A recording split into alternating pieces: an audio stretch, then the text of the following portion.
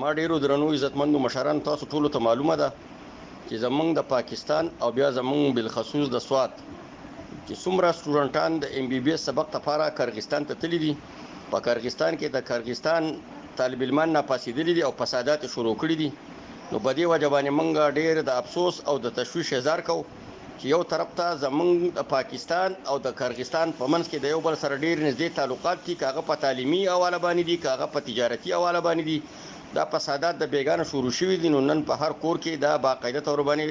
سخت تشویش دی. منګه د کرغستان چې کوم سفیر د پاکستان په کرغستان کې موجود دی،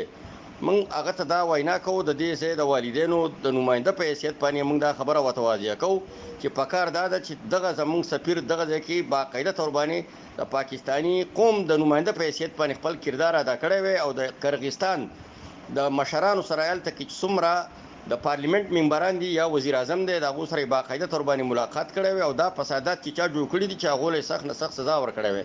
که فرض که دا فسادات کنټرول نه شول نو موږ به په دې حواله باندې عالمي عدالت ته بمځو او موږ به په اسلام آباد کې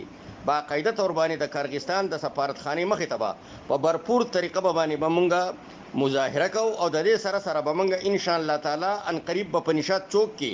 کم سټوډنټان چې په کرغستان کې ته ام بي بي اس سبق لتلي دي د هغو والدین به په نشاط چوک منګوره کې یو عظیم شانه احتجاجي مظاهره وکړي او د پاکستان د حکومت نه به دا غوښتنه کوي چې د پاکستان وزیر اعظم او د پاکستان چې څومره چارواکي دي چې هغه پوری تور باندې د کرغستان د حکمرانانو سره رابطه وکړي او الته کې د پاکستان یا د نور ملکونو چې کم سټوډنټان دي چې باقاعده تور باندې هغې له تحفظ ورکړی شي. دا نه ده چې دلته خو هم د کرغستان سټوډنټان په پاکستان کې هم موجود دي، خو موږ همیشه دپاره د امن لاره خپله کړې ده. موږ امن پسند خلک یو، موږ تشدد پسند خلک نه یو. نو موږ د کرغستان حکومت ته دا خواست کوو چې فوري تور باندې د زر تر زره دغه خپل ملک به خپل سټیټ باندې دا کم ریاستي دهشتګردي چې دوی شروع کړې ده دا زر تر زره کنټرول کړی شي او کم زموږ طالب علمان چې دي یا چې کم طالب علم دي هغه چې په کوم اسټوډیو کې اوسېږي هغو ته د باقاعده تور باندې تحفظ فراهم کړی شي. که څه نمونه نقصان وشو د پاکستان د طالب علمانو نو د هغې به بیا موږ زبردست موتوړ جواب ورکړو چې څه وشو د هغې ذمهوار به بیا پاکستان حکومت وي. زه ټولو والدینو ته خواست کوم، اپیل ورته کوم چې ان شاء الله تعالی زما د دې